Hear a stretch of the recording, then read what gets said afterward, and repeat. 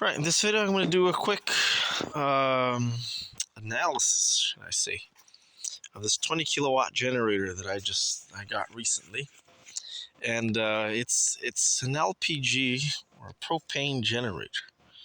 So it's a conversion, so basically you have a car engine here and then a different kind of carburetor and a few other parts for the gas system. And that's more of what I'm going to analyze here, because I couldn't really find a lot of information on the internet. Couldn't find anything at all, actually, about LPG generators. At least not the old ones, the good ones. But I did search that nameplate there with that serial number, so maybe we'll have better luck with that. But starting from here, here's the gas hookup pipe, and then it comes to this solenoid here, which from my research, this is called a fuel or a propane shutoff valve. And then from there, it goes to this big thing here, which is a regulator. And I'm trying to get a few part numbers there. Interesting.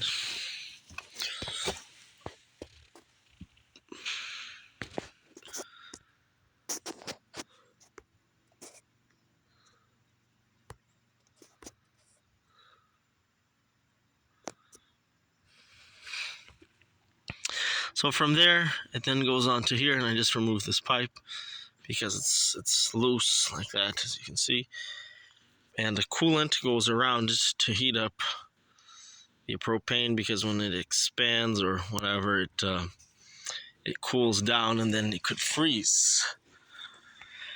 And then from here, from the regulator, goes into the carburetor. So I told you what this part does now, and I found this out by researching the part numbers, by searching the part numbers. So this basically shuts the propane off if the engine stops running, right? Because you don't want the propane to just keep coming out endlessly. And the other part that I found was this thing here.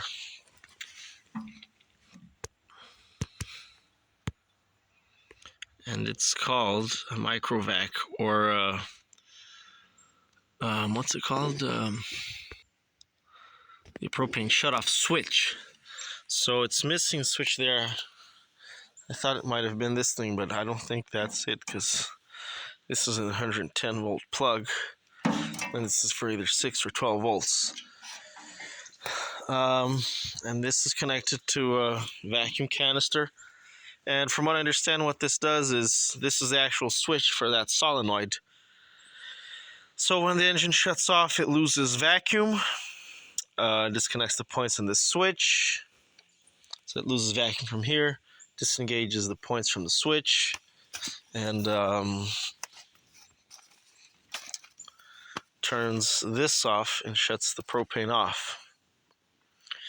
I mean, there would still be propane in the pipes, but it's not being pumped in anymore, right? So it's just inside the pipes, just staying there. It's not like coming out, right? This has got it's a 4-cylinder engine, and from what I understand, this is a Chevette engine. It's from the 70s, by the way. There's a housing number there. Part number on the block there.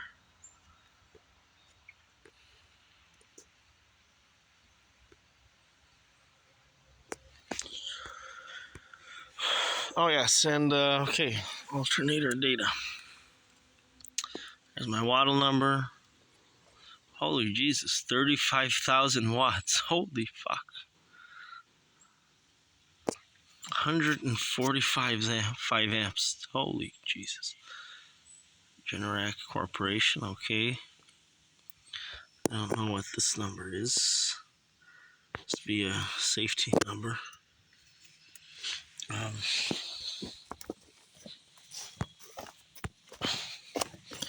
And this is the output end. Let's look at the size of these wires. Like, you could power a few houses with this thing.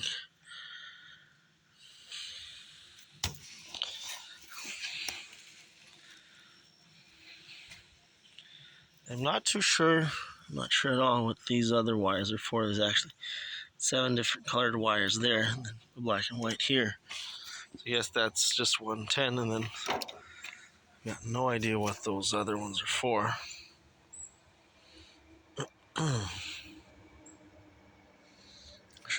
I should open this up again and take a look inside. I forgot to look at that. And it's made by Haters Electric Centralia. Where the hell is that?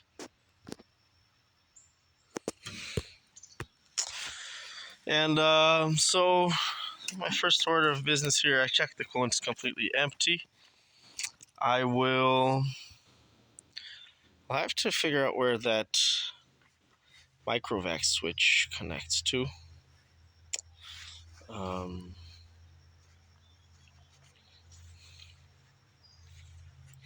Yeah, I'll definitely have to check where that goes. I think it goes with series with one of these wires. Anyways, I'll have to think about that before I tell you guys anything. But I did remove the spark plugs, and I want to see if this baby turns. So, it'd be quite difficult to get a wrench in there. Ideally, we'd remove the radiator. Maybe replace some of these screws, bolts, and got a really nice brass valve here. Just look at the workmanship on that. Well, they make Nauert junk. There's our solenoid for starting the engine, for the starter motor, I should say.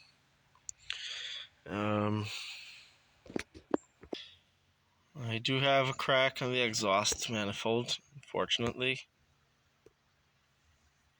But fortunately, it's the exhaust, not the intake.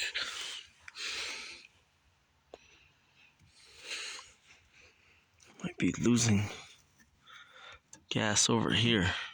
If this seal is not good, we'll leak gas through here.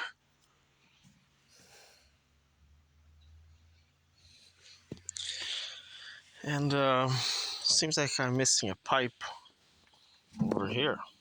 Not sure where that goes.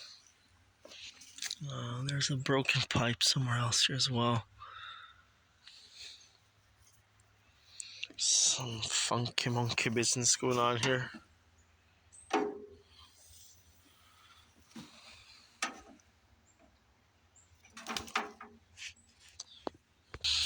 Oh yeah, and finally something you don't see on car engines is this big part here, which is a governor. So basically it controls the choke here, or the accelerator. And different than a car engine that needs to change RPMs, for a generator engine it has to be set at a very specific RPM range. A little broken pipe there. That's pretty much it.